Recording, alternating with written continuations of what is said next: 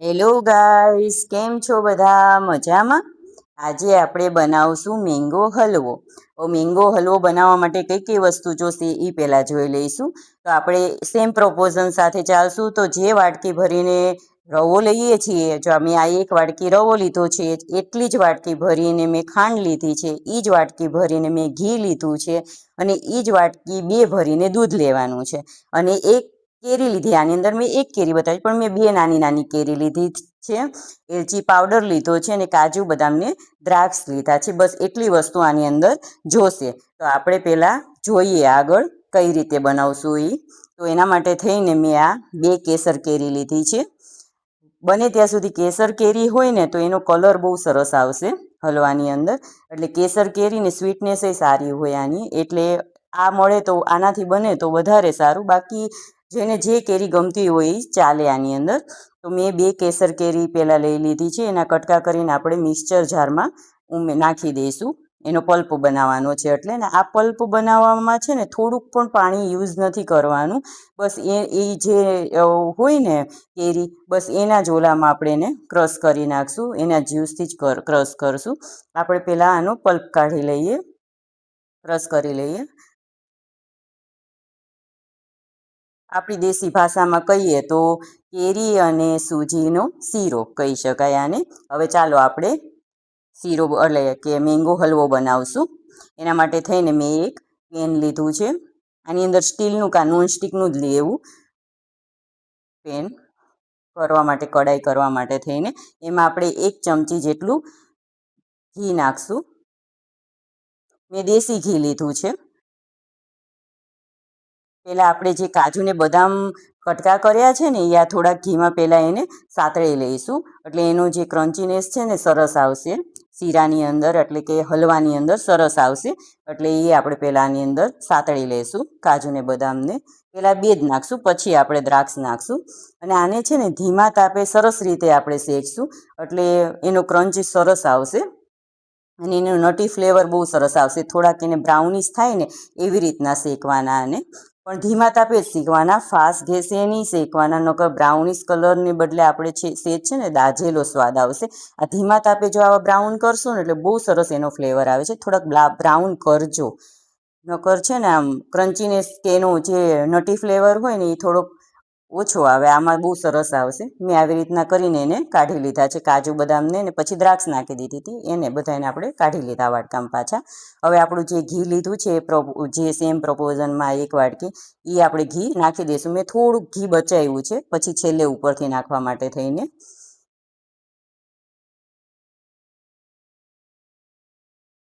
ઘી ઓગળી જાય પછી આપણે જે સૂજી લીધી છે એને એની અંદર નાખી દઈશું.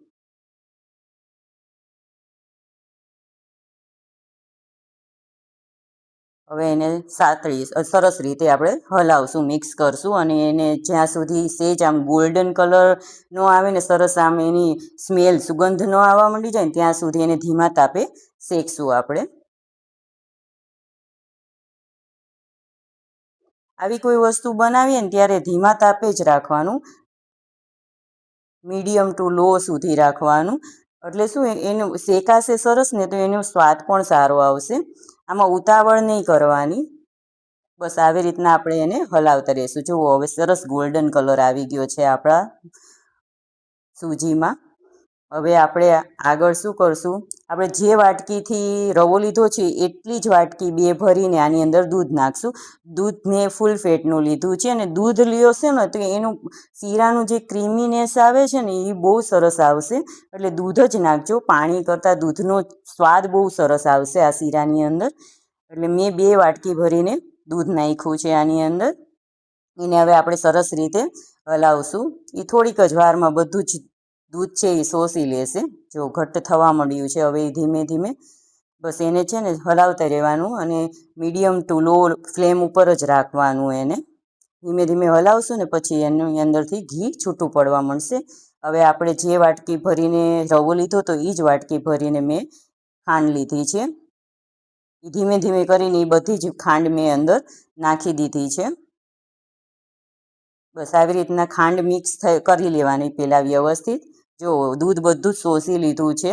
અને ખાંડ પણ સરસ રીતે હવે મિક્સ થઈ ગઈ છે આપણા સૂજીની અંદર. અને ઘી પણ થોડું થોડું હવે છૂટું પડવા માંડી ગયું છે. હવે આપણે એની અંદર જે ક્રશ કરેલો ઓલો કેરીનો રસ છે ને એ મિક્સ કરી નાખશું, બધો જ નાખી દઈશું એની અંદર. અને આ જો એલચીનો પાવડર છે એ આપણે અંદર નાખી દઈશું. મેં 2 એલચીનો પાવડર લીધો છે, વધારે ગમતી હોય તો 3 લઈ શકાય. બસ હવે આપણે બધું જ બરાબર મિક્સ કરી નાખશું. અને એનો કલર કેટલો સુંદર આવે છે, જુઓ તમે, મસ્ત કલર આવે છે એનો.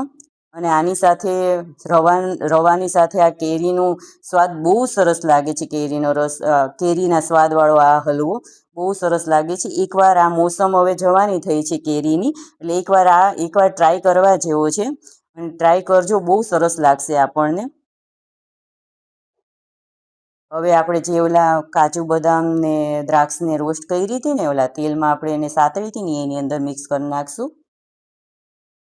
વ્યવસ્થિત મિક્સ કરશું ને હવે જ્યાં સુધી ઘી છૂટું ન પડે ત્યાં સુધી એને સરસ રીતે હલાવશું આપણે લોકો.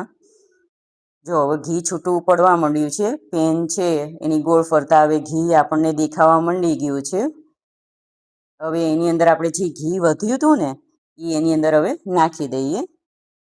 એનાથી શું, એની શાઇનિંગ સરસ આવશે હલવાની. એને હવે મિક્સ કરી લઈએ આપણે. જો કેટલો સરસ લચકા પડતો થયો છે શીરો આપણો હલવો.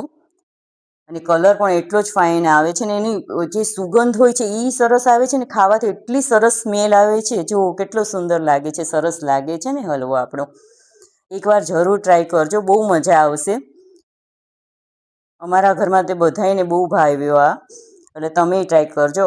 જો આપણે હવે એને એક સર્વિંગ પ્લેટમાં, આપણો શીરો તૈયાર થઈ ગયો છે. કેટલો સરસ આમ લાગે છે, લચકો પડતો થયો છે ને. હવે એને આપણે એક સર્વિંગ પ્લેટમાં કાઢી લઈશું.